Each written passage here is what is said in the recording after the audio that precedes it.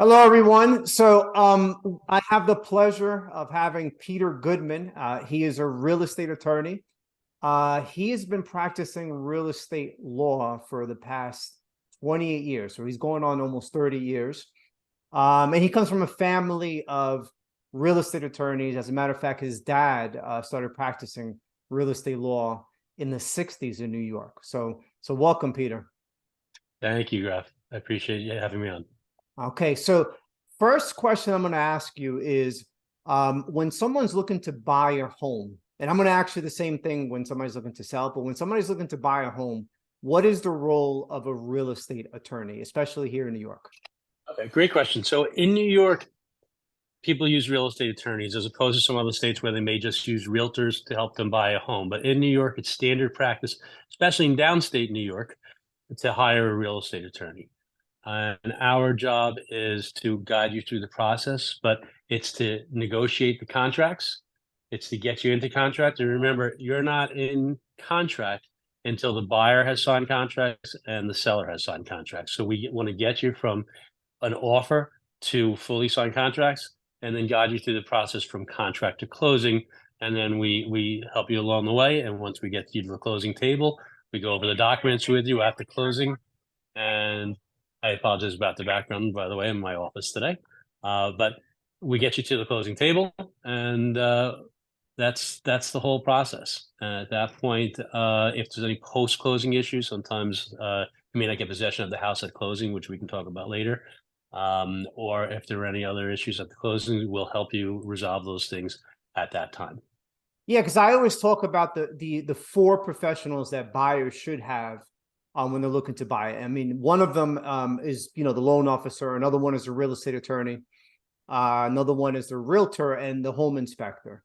Like when they are considering a real estate attorney, at what point should they communicate with an attorney? Because they may be interested in buying, but when does a real estate attorney actually come into play?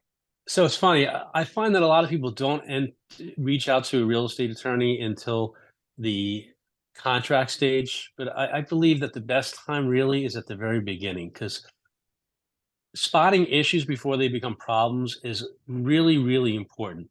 And if I start working with a buyer at the very beginning when they're first looking at properties, you can reach out to me. You have an issue with a problem with the house and there's missing permit or you're not sure how to handle it. Having your team together from the very beginning, whether it's the attorney or any other part of the team, but having your attorney from the beginning that you can ask questions, it's a very overwhelming process, oftentimes, especially for first-time home buyers who haven't done it before. And we want to make sure that we put you in the best position to be the best buyer possible. So speaking to us at the beginning of the process, as opposed to when you have an accepted offer, I think is going to be the best way for you to get the most value out of the attorney-client relationship. Okay, so having that preliminary conversation with their attorney, just so that they understand a little bit about the legal side and what should they expect from their attorney, especially going into maybe a contract sometime in the future, right? Absolutely. Okay, good. So when a buyer, for example, is with their agent, right? And submits an offer, gets it accepted. When does the actual attorney come in? So our work starts in earnest. So again, we like to be involved throughout the process, but our job really starts in earnest at the time there's an accepted offer. So when there is an accepted offer, we'll help take the next step. So the seller's attorney is the one that prepares the contracts and sends them to us, but we'll generally recommend that you have a home inspection, which I know you already mentioned. So you'll have the home inspection. Once that home inspection is done, the seller's attorney will send contracts to us. Sometimes we'll get those contracts before the inspection, sometimes after, but we don't fully execute, meaning the buyers and sellers don't sign contracts until the home inspection is done. If there are any repairs that have to be negotiated, those are resolved. Any other issues, because once you sign contracts, that is your agreement between the buyer and the seller. So if there are repairs the seller has agreed to do, if there are any permits the seller has agreed to obtain, any issues like that, we want those resolved and in the contract. So when you sign the contract and the seller signs the contracts, we know that that is the understanding that's represented between both parties. Okay. So that's at the contract stage. Now, once the contracts are fully executed, what are the next steps? What are the things that the attorney does after that? So once we finalize contracts, we sign as the buyer's attorney with the buyers. Excuse me. We send over the contracts to the seller's attorney with the contract down payment, the earnest money. That money gets deposited into the seller's attorney's account. The seller signs the contracts. We're now fully executed. We go to a title search.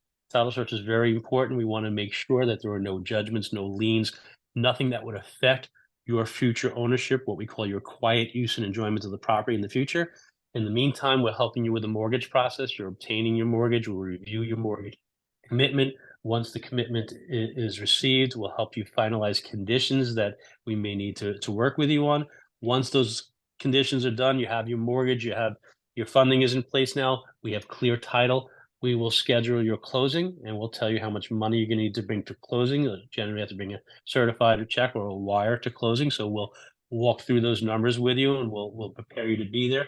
We'll explain to you what has to be done at the walkthrough at the closing to make sure that, remember, you're getting a house that's in as-is condition. Generally, the seller will represent the property to be delivered with the plumbing, heating, electrical systems working order, roof free of leaks, and any other repairs the seller may agree to.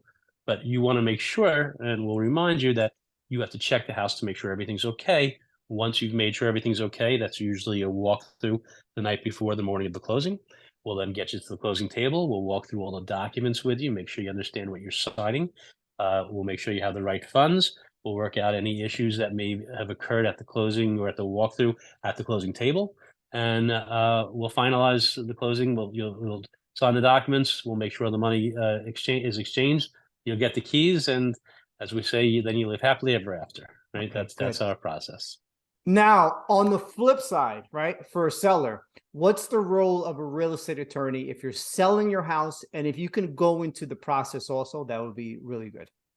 So if you're selling a house, it's even more critical that we speak as early as possible. The reason for that is when you're selling a house, especially in New York City, Long Island, Westchester, um, a lot of times, let's say there are some repair issues that we can anticipate. If you're going to be selling to people that may be getting an FHA mortgage, the FHA requires certain repairs that have to be done for safety issues. Even if your buyer may not care, the FHA may say, well, it's an FHA mortgage, it has to be done. So we want to walk through those issues so you know that they exist and you can make sure that that doesn't become an issue or that issue doesn't become a problem when you get close to the closing table. So if there are any missing permits, if there are any other issues with the house, any other issues with old mortgages, with ownership issues, with estate issues, divorce issues, all kinds of issues. What we do is I interview my clients. I check to make sure that I understand exactly what you're selling, what your goals are, and how to get those things accomplished in the quickest time possible. So if I spot an issue when we have this conversation, we can talk about a resolution that we resolve now when you're first listing the property, as opposed to finding out about it right before closing when it's a much more of a rush and it's harder to resolve at that point. Okay, very good. Now, why is it so important? I always stress this.